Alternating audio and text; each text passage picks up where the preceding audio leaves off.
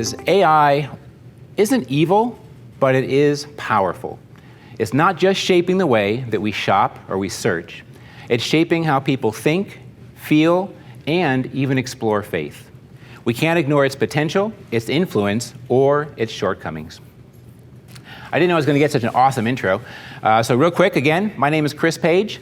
I'm not going to go over the quick bio, but I will say that I've seen innovation both from the business side and from the ministry side.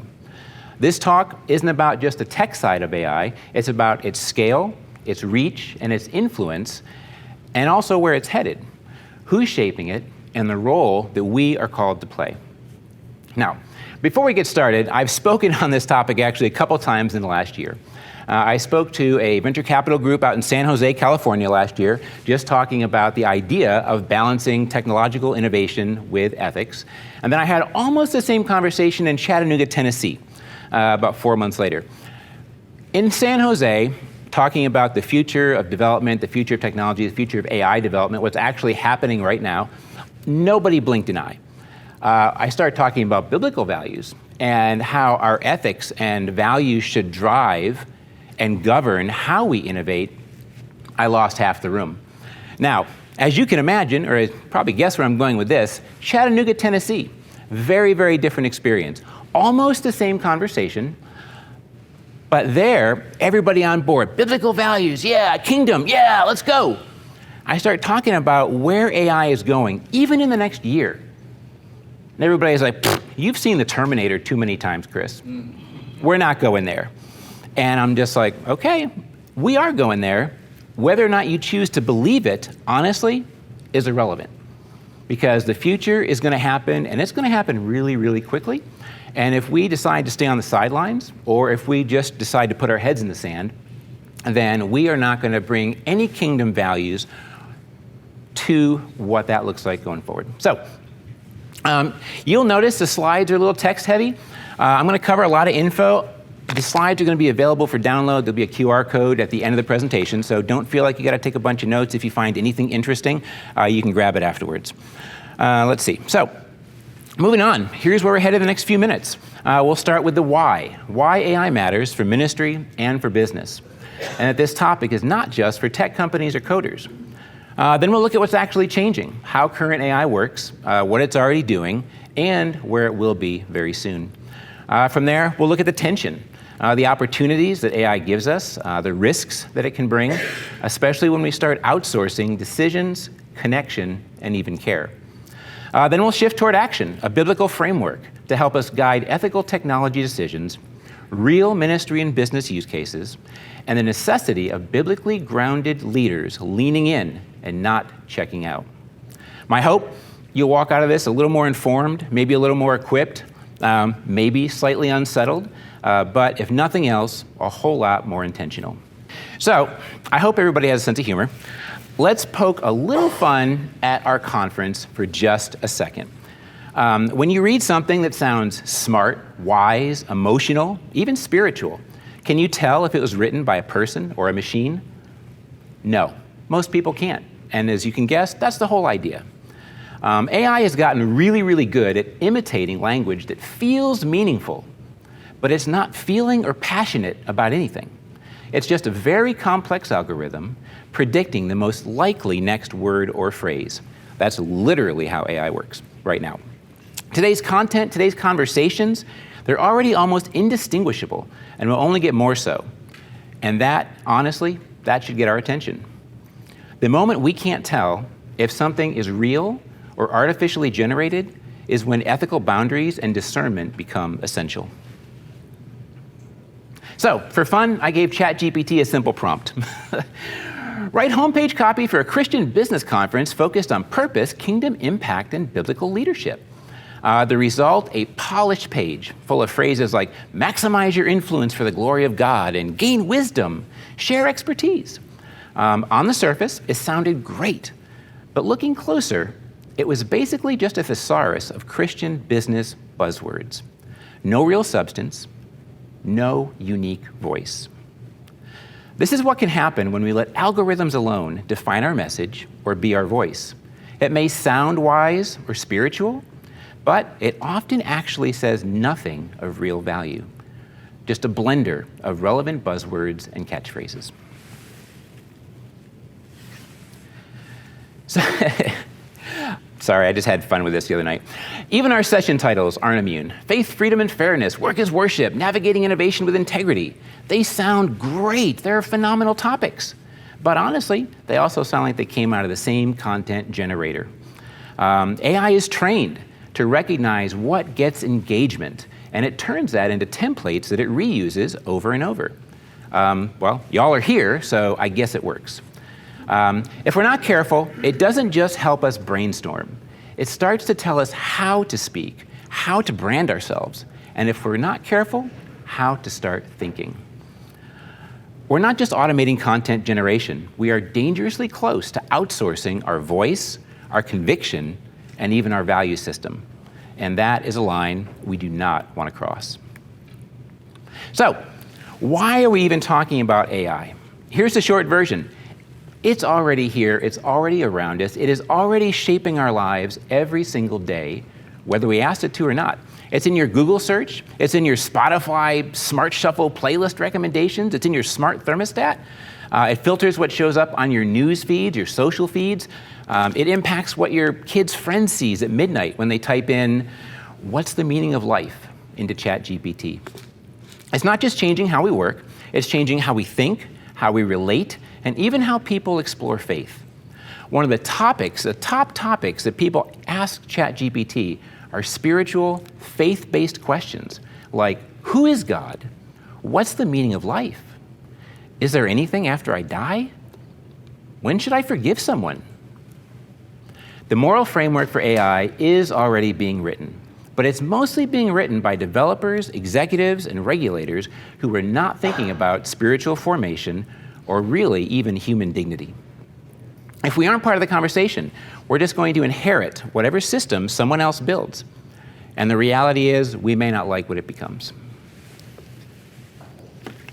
So, a quick background on where AI even came from. It didn't just show up one day and start writing emails and sermons. It's been evolving for decades, mostly behind the scenes. In 1950, Alan Turing famously asked the question, can machines think? And that was the starting gun. In 1997, AI beat the world chess champion. And then came voice assistants like Siri, well, I would debate how smart Siri is, and eventually even self-driving cars. But the big leap, generative AI, tools like ChatGPT, Midjourney, Claude, creating human-like, human-sounding content at scale. What used to be science fiction is now Thursday at the office. And the pace of advancements isn't just fast, it is a tsunami right now. So real quick, how it works. Here's the short explanation without getting too nerdy. Generative AI is essentially trained on ridiculous amounts of content. Books, blogs, Reddit threads, Wikipedia, sermons, every publicly available piece of music or picture, pretty much anything you can get to on the internet. The AI magic is it predicts what most likely comes next in a sentence over and over. That's it. It doesn't understand anything. It just gets really, really, really good at pattern recognition. Images, music work the same way, pixel by pixel, note by note. So when it gives you an answer that feels insightful or empathetic, much like our pastor hotline call a few minutes ago, don't be fooled. It's not thinking, and it's certainly not feeling. It's just remixing the internet to generate something new. Well, newish. And depending on what it's trained on and how it's guided, it can be an amazing tool to unlock insights and generate endless variations of relevant content and ideas. But without the right guidance and oversight, it can be the match to ignite a dehumanizing, moral and ethical downward spiral. So, if AI truly doesn't understand anything, what can it actually do? My guess is probably everyone in this room has interacted at least with a ChatGPT or something else. We all know it can write stories, it can even paint portraits, it can code software really well, it can compose symphonies, it can synthesize wisdom and empathy, it can hold conversations that feel real and pastoral. It can personalize your Amazon homepage so well you forget it's a store. It can help doctors detect cancer. And it can also generate fake news at scale, as we've seen. AI is already doing performance reviews and making hiring and firing decisions. Should we be concerned when it starts managing people instead of just managing data? It's not good at everything, but it's really, really good at enough things to be disruptive and influential. And that influence is only going to get more pervasive. And when you combine that with automation, personalization, predictive analytics, you've got something that can influence lives, for better or for worse, way, way beyond just tasks and convenience and answering a question. So let's talk a little bit about AI's near future. Not 10 years out, but what you'll see in the next year or two. Imagine an AI that knows your calendar, knows your energy levels, knows your kid's soccer schedule, and reschedules your meeting because it knows, man, I'm just running on empty today. Or a healthcare system that flags an early signs of an illness before you feel a single symptom. Or a workplace AI that not only tracks productivity, but participates in meetings, works actively toward conflict resolution real time, suggests who might be feeling burned out, and then schedules a meeting for them to follow up. Not just helping us do more when we ask it to, it's proactively making decisions and acting on our behalf with as much autonomy as we give it. Helpful? Absolutely. But also, if not used well, potentially concerning. Especially if we're not careful about who is defining what good or right looks like. So, it may sound like it a bit, but believe it or not, this is not a panic session, this is not doomsday, this is not Terminator. There is a huge upside to AI if we steward the opportunity wisely. AI can free up your team from repetitive tasks. It can help surface insights you'd miss on your own. It can help you serve more people more personally. And when paired with human vision and values, it can push creativity even further. To be clear, I am definitely not anti-AI. What I am is anti-unquestioned, unguided, unchecked AI. So let's be excited about the potential of AI, but let's also remember, to quote Uncle Ben from Spider-Man, with great power comes great responsibility. Now, of course, the flip side of the coin. Every AI tool runs on data. That includes your texts, your clicks, your voice, your location, and if we're not careful, we go from using a tool to being the product. AI can also generate total nonsense, and very convincingly. ChatGPT will tell you 10% of its factual answers are just straight up wrong. It can reinforce bias. In business, it can make decisions and erase jobs without blinking. And it can also tempt us to treat machines as an infallible source of truth, as a primary source of wisdom, empathy, and moral authority. AI itself, it isn't good, it isn't bad, but it is powerful. And power always reveals what we value most. So the question is, are we shaping AI or are we allowing AI to shape us? So this is where it gets interesting. Human identity in an AI world. And this is also where things are going to get a little blurry in the near future.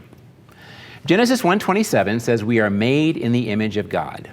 AI is made in the image of our data, and there's a big difference. It can simulate empathy, but it doesn't care.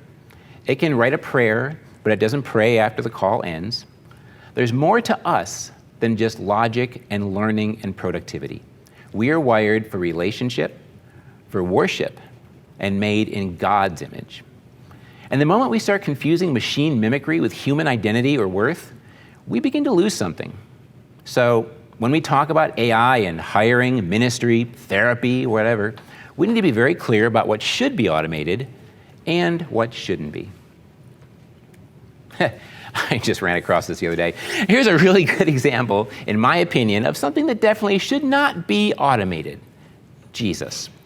There's actually an AI Jesus. Somebody told me this. I actually thought they were pulling my leg because I told them about this conference. Oh, have you heard about AI Jesus? What are you talking about?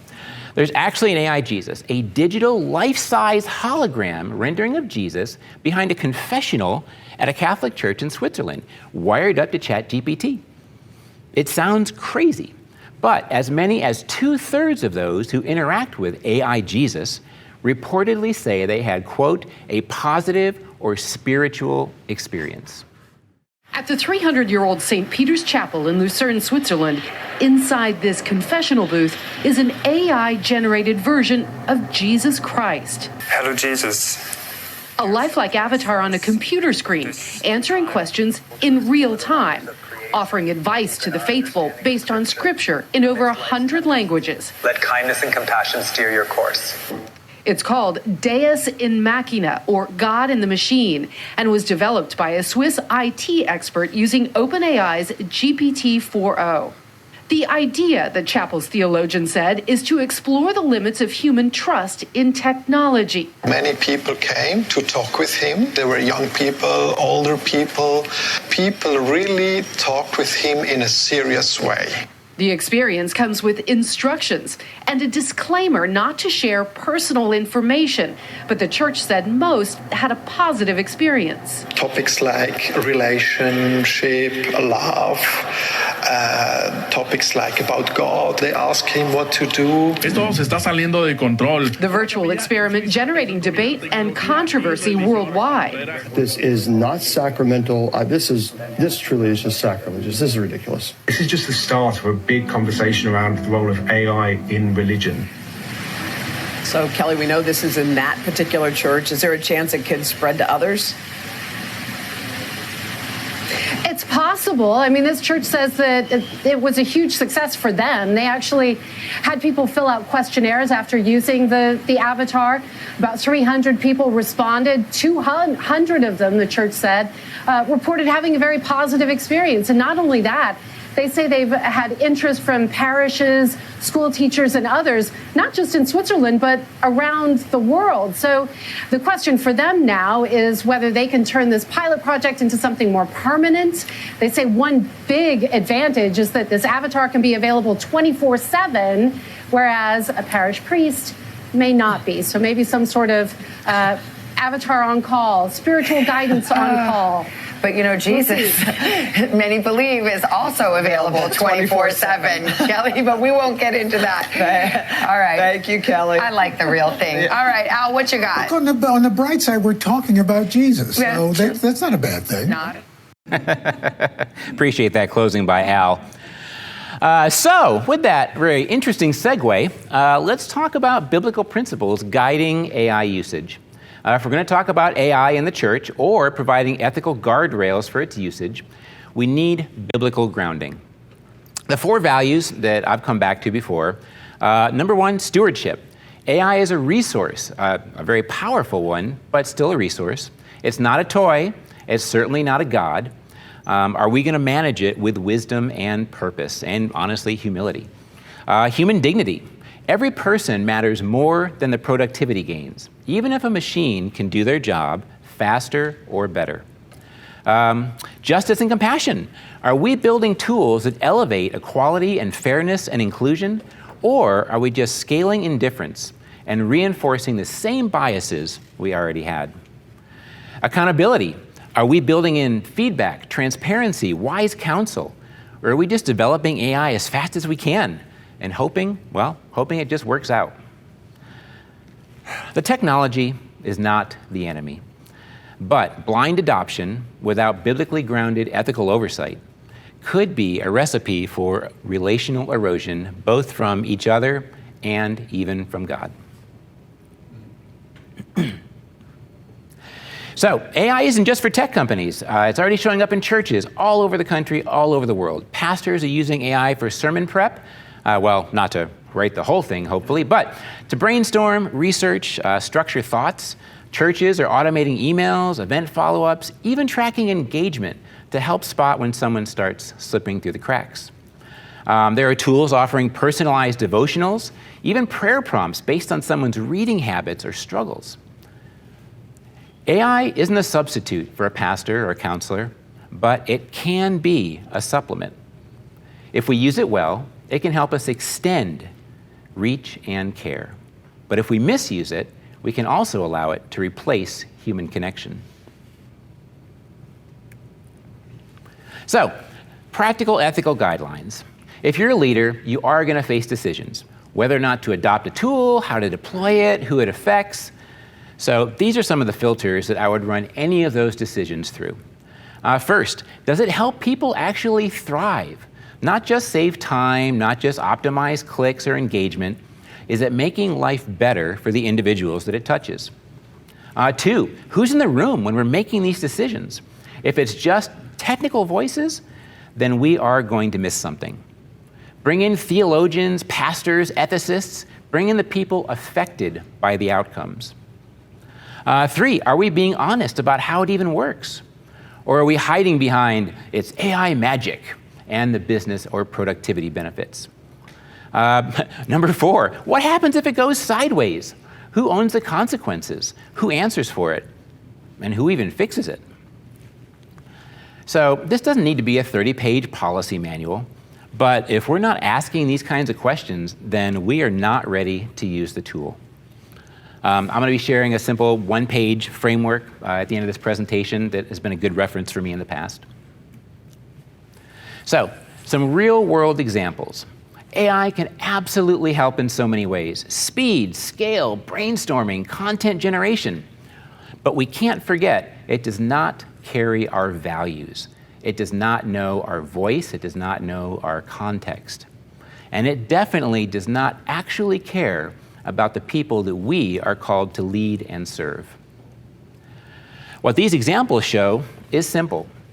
AI can supplement, it can streamline, it can scale, but it should not replace. We don't outsource our judgment, our values, or our voice to software. And we certainly do not treat it as an infallible source of truth, factual or spiritual. Because in the end, you are accountable for the decisions you make and the actions you take and that are taken on your behalf, not the algorithm.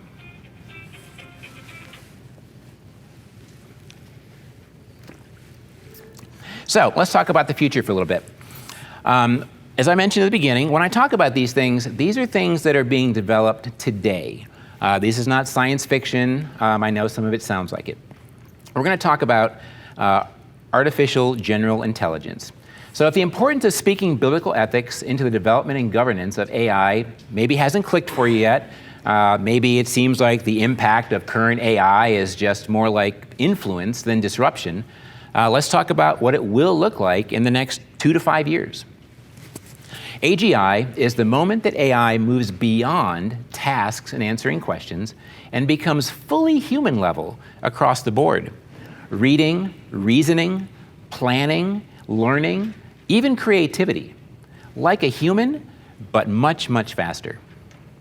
Unlike ChatGPT, AGI doesn't just simulate thinking. It actually understands, it plans, it adapts, and learns new skills on its own. Now, the upside is huge. It will unlock massive gains in productivity, medicine, education, scientific discovery. Well, the risks? It could also automate entire industries almost overnight, manipulate information on a global scale, and outthink humans in real time. AGI would be the first machine that could truly act on its own and keep improving itself without our help. It would likely accelerate the pace of innovation to a level that is hard to imagine, like going from the Industrial Revolution to the internet in just a few years. AGI is not just going to be a technical milestone, it is going to be a civilization milestone. And it is not science fiction. Billions in funding from governments, defense departments, venture capital firms are being poured into AI companies like OpenAI, Anthropic, DeepMind, and others explicitly pursuing AGI. The timeline, like I mentioned, 2 years, 5 years, maybe 8. There's actually an interesting debate about that once AGI hits, how quickly it's going to improve upon itself, but that's a whole other conversation. It could be It could be humanity's greatest technological achievement, or it could be our most dangerous invention, depending on how wisely and how ethically we navigate its development, its guardrails, and its governance. And it really is right around the corner. So, I was super encouraged by this actually the other day when I was getting ready for this presentation. Sam Altman, he's a CEO of OpenAI. They're the folks that make ChatGPT. He posted a blog post about 3 or 4 months ago, and I actually like listening to Sam. Some of his predictions are a little scary, but he actually approaches things with conviction, with humility. I have no idea what his faith foundation or faith background is. But even in this blog, he talks about needing to act with conviction, acknowledging complex and extremely high-stakes challenges ahead.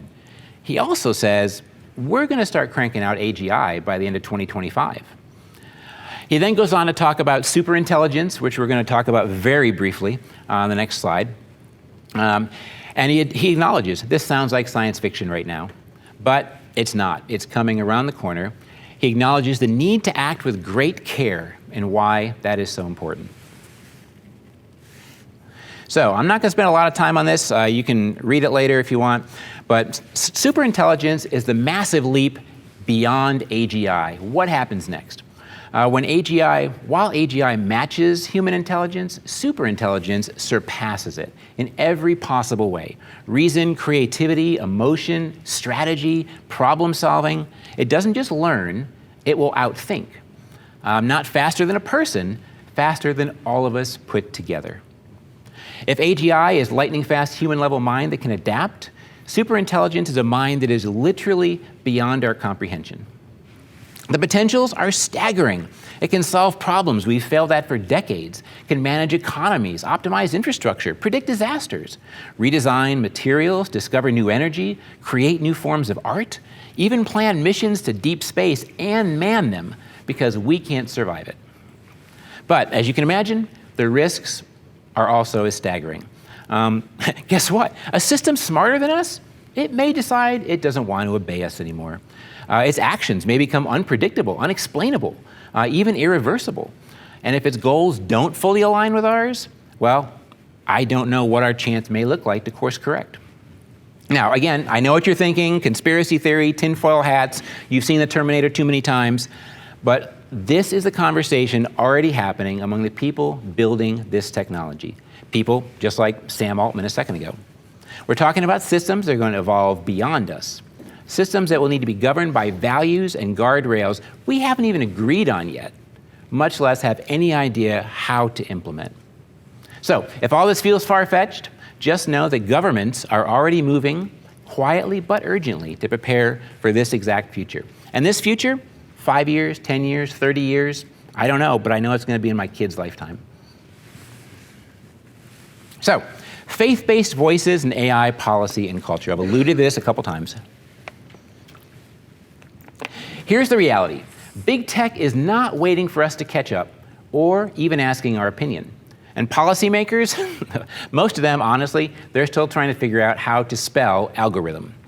Meanwhile, people of faith who actually care about justice, human dignity, moral truth, honestly, we are still mostly sitting on the sidelines. That can't continue. We need believers at the table when the systems get built, not just after the damage has been done. That means speaking into hiring practices, design ethics, data privacy, and foundational values in technology. It means showing up in boardrooms, classrooms, and conferences with more than just sound bites or inspirational quotes.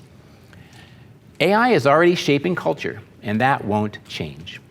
The question is, are we going to be in the room to help shape the AI that's shaping us? So, here's what I hope you take away from this. The AI we build does reflect the values that we carry. If we prioritize human dignity, compassion, wisdom, integrity, the AI will reflect that. But if we don't, it'll absorb our blind spots, scale our bias and division, and turn them into default settings and answers. It will reshape truth into whatever gets the most engagement and the most clicks. This isn't the time to step back and see what happens. It's the time to step up and help set the tone of the conversation. Let's be the ones who lead, not just with technical skill or business sense, but with kingdom values. You don't have to be a coder. You don't have to be a tech whiz. You just have to care enough to speak up and help shape the moral, ethical, and spiritual fabric of our culture that will largely be woven by algorithms, whose magic is really just endlessly remixing and regurgitating whatever it's taught. So, ask hard questions, speak into decisions. If something feels off, then say so. And if a tool starts filtering, speaking for, or replacing people, it's time to stop and reassess. That is the leadership that we desperately need in the age of artificial intelligence. Here's a one-page framework I'm going to be sharing with you guys that you can download at the end of the presentation here in a few minutes. I would use this not just for AI, but any technology that touches people, especially with any level of influence or autonomy. Again, I'll have a QR code here in a few minutes that you can grab that from. So a couple things, real quick, hot topics in AI development. Not everybody may be as much of a nerd as I am, so if you are not familiar with some of these topics, you probably will be in the not too distant future. AI agents, my gosh, that is all the buzz right now. Basically programs that can take action, not just answer questions. They can plan multi-step tasks, interact with websites and apps on your behalf, and work toward a goal. Anything from as simple as booking a vacation to offloading parts of your business. So, AutoGP, AI agents on steroids. An extreme version. You give AutoGPT a goal and it runs almost completely autonomously, creating its own sub-goals and just working and working and working until it thinks it's done. A great example, if you tell an AutoGP and a bot to start a business, it Googles how, it registers the business, it'll deploy a website, solicit funding, find suppliers, write marketing copy, and launch ads. I've actually seen this demo. No human interaction required once you tell it go. Well, at least that's in theory. I mentioned this earlier, AI alignment and control problems. The smarter it gets, we have to be concerned about keeping guardrails around it, and what happens if it decides it's smarter than we are, or knows better than we do, even if it thinks it's doing it for our own good. AI-generated disinformation, we've already seen this. Fake news, fake voices, fake videos, fake people at scale. It's getting harder to tell real from fake. And that's especially important in election years and even in conflict zones. And as you can imagine, some nations are already testing how to use this to influence outcomes as information warfare. Last thing, AI regulation is kind of a big, I'm not gonna say a joke, but folks are still trying to figure that out because they're hard to get its arms around. AI is now seen as a strategic advantage and is lumped by the Defense Department in the same category as biological and nuclear weapons. The race to create and control systems that shape economies, warfare, and public opinion. So, some questions you might be thinking about. Is AI going to replace pastors, counselors, spiritual leaders? And the answer is no. But it will definitely try to imitate them. What role should churches play? The answer, we need to be at the table. How can we use AI for kingdom impact? A bunch of examples before. Automate admin, customizing discipleship plans, translation, spotting gaps in pastoral care. Great uses. But what we can't do is we can't prioritize productivity and efficiency over the people that we're trying to reach. Biggest danger, somebody asked me this a while back, what's the biggest danger I see right now with AI? And quite frankly, that we stop thinking for ourselves.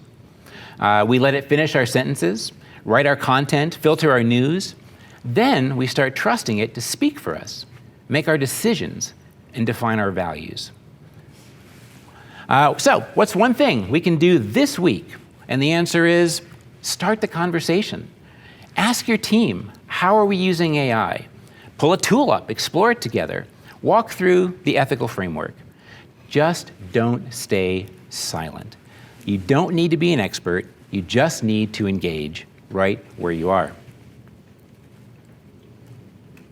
So, if this presentation stirred anything in you, questions, concerns, ideas, Chris is a crackpot, any of those things, don't let it stop at this session. Seriously, let's stay in touch. I'd love to hear how you're navigating this in your organization or your ministry. You can scan any of these QR codes, take a screenshot, grab my info afterwards, whatever's easiest. But if nothing else, reflect on this question sometime after this session. Where should I be leaning in and speaking up? with biblical ethical values in how AI or other technologies get used right where I am. That is a good place to start. So I hope you found some of this useful. Thanks for your time. If you have any questions, we've got a few minutes, I think, before our next presentation. But like I said, if you want to, reach out during this conference, afterwards, anytime. I love a good cup of coffee, and I will sit down with anyone and have a conversation with whatever you all want to talk about. So thanks a bunch. Appreciate you.